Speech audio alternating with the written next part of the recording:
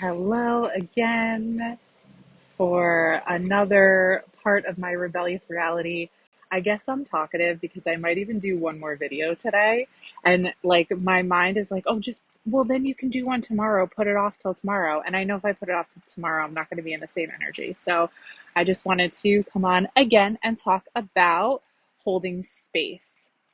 I have some pumping going on right there. So that's what you hear. So yesterday, I want to share what happened for me and baby yesterday. So yesterday, I've been mostly pumping, but I still do breastfeed her a little bit. And so yesterday afternoon, she had a bottle and then she wanted to feed. She wanted more. So I was like, okay, I'll let her breastfeed. So I have shared in many videos on here that I have been extremely triggered breastfeeding, like the worst possible triggers that make me like the worst version of myself. Um, and mostly just like white hot rage, like just fucking rage, is what has coursed through my body many a time during breastfeeding sessions. Um, and it's because of how she comes on and off and how she, does whatever, because it's just like, this is my body and it wasn't comfortable for me, but I also had whatever shit I had, whatever triggers I had that like she would poke when she did that. And then I would like light up, with anger. That I was struggling with that. So yesterday, now that I'm not breastfeeding constantly and I have more space in between breastfeeding, um, I let her breastfeed and then she started to be like, she's very passionate. She's very spirited. Hold on. Okay, she's napping and I have a little thing to see if she's crying or not. So she's also aggressive. Like she's my daughter, and strong. And so she starts doing her thing with my boobs. And I made a decision in that moment that I was going to just surrender. I was just going to let her be who she is. I wasn't going to take her off. I wasn't going to try and make it so she didn't come on and off as much like I have in the past. I wasn't going to do anything. I was just going to witness her and hold space for her. And wow, it was pretty mind blowing and pretty magical. Hi, welcome whoever just joined. So, holding space is a term that I was introduced to when I started kind of going off into my spiritual awakening and learning about different healing modalities, specifically breath work. I did a 6-month breathwork facilitator training. Breathwork is a super powerful healing technique that part of my job role as a breathwork facilitator is to hold space for people. And I started to basically learn this concept of holding space, which is letting a person just be who they are, say everything they have to say, not try to interject, not try to help them, just like literally like hold the space to just let them be. And so this comes into play with masculine and feminine energetics, which is another thing that I've been dabbling in these past few years. And so what that means to a person who's not familiar with this kind of verbiage at all is basically masculine energetics are like the doing energy, the giving energy.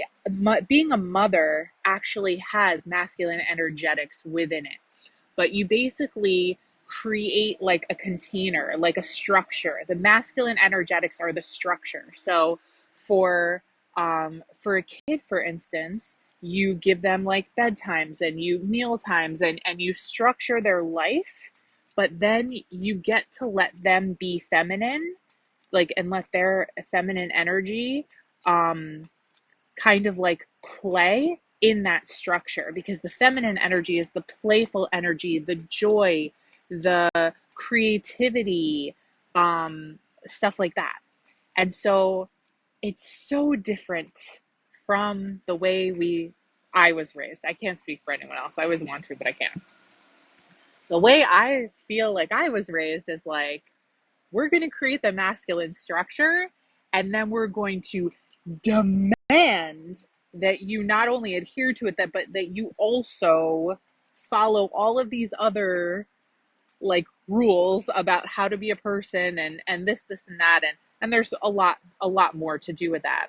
But as I sat there yesterday with this precious little baby animal essentially mauling my breasts in the most joyful way, the level of joy that I witnessed on my infant's face yesterday was like, wow.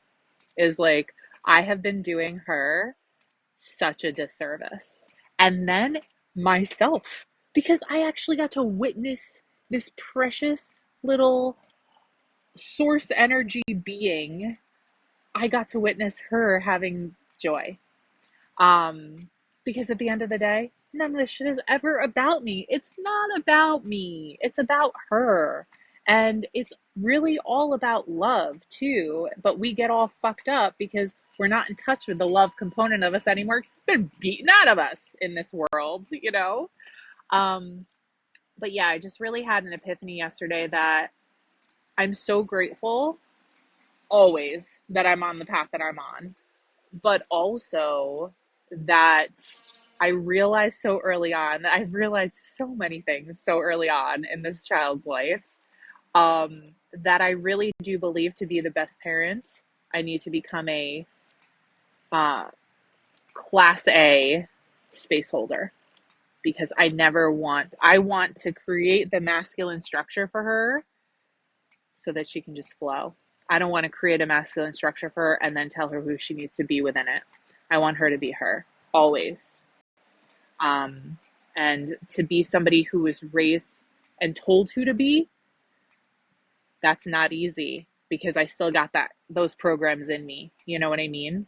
So I just have to be careful. I just have to be mindful, and I just have to trust that I'm a mom for a reason. She chose Brian and I for a reason, and it's all going to be okay.